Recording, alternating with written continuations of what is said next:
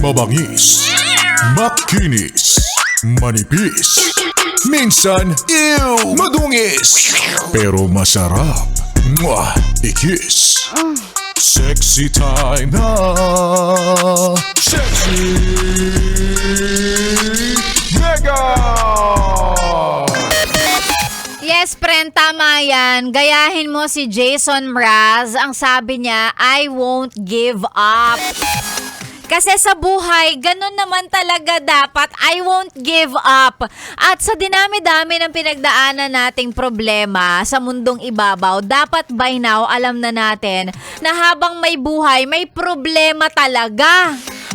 Kung ayaw mo nang wala kang problema or hinihintay mo yung pagkakataon na wala na tayong ibang iniisip, baka 6 feet under the ground na tayo nun.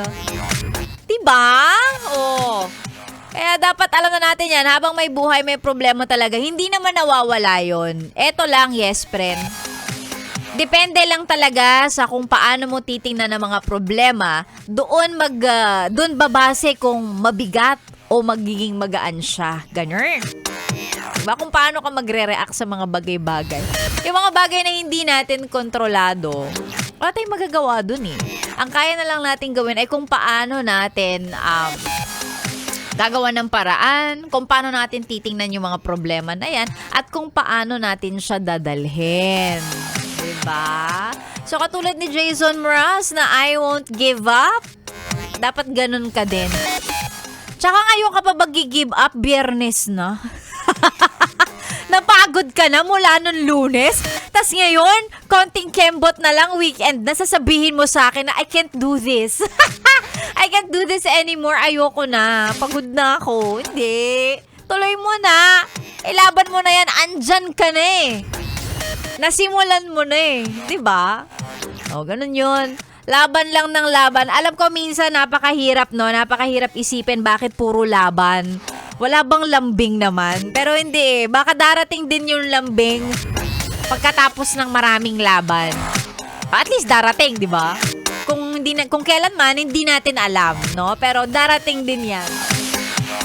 Lord, sana next time lambing naman, no? Huwag puro laban. Pagod na rin ako.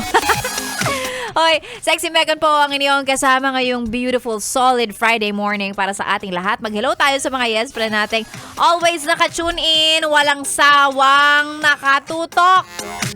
Si Makoy, magandang umaga. Shoutout daw sa mga tropa na nasa biyahe ngayon, papuntang Tarlac, lalo na kay Poging Roldan, Binayog. Dahan-dahan lang daw sa pag-apak. Oo, tama.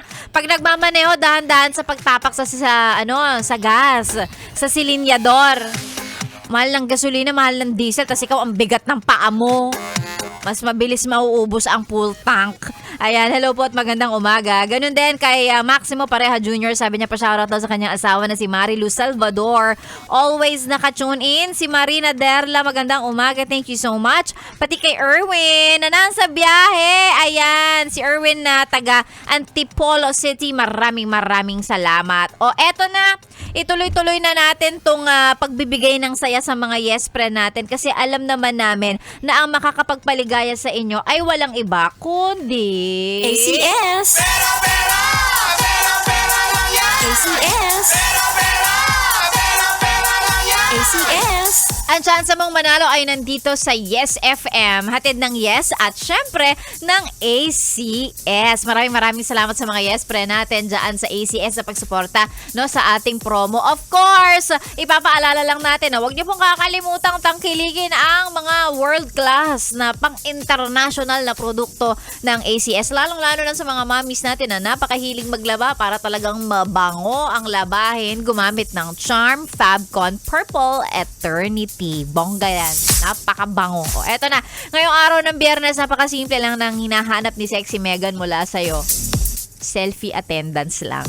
Mag-selfie katabi ang radyo. Patunay na talagang naka-Yes FM, nakatutok sa Yes FM ang mga radyo ninyo. Yes friend, isend sa ating Facebook page, DJ Megan Yes FM. And tingnan natin kung ikaw na ba ang maswerteng mananalo. Ngayong araw ng Biyernes, ipagdasal mo na pangalan mo ang lumabas sa roleta natin ngayong araw. Ganon! At dahil dyan, Oh, sige. Mamaya na. Babalik ako. Ha? Mag-enjoy ka muna sa tugtugan natin ngayong araw ng Biyernes. Abangan sino ang mananalo ng 500 pesos sa ating ACS. Pera-pera lang yan. Ikaw ay nakatune in sa programang Masarap Pakinggan habang nagre-relax ka dyan. Ito po ang Chillax 101 kasama si Sexy Megan dito lang sa 101.1 Yes FM. Solid! Good morning, Esper!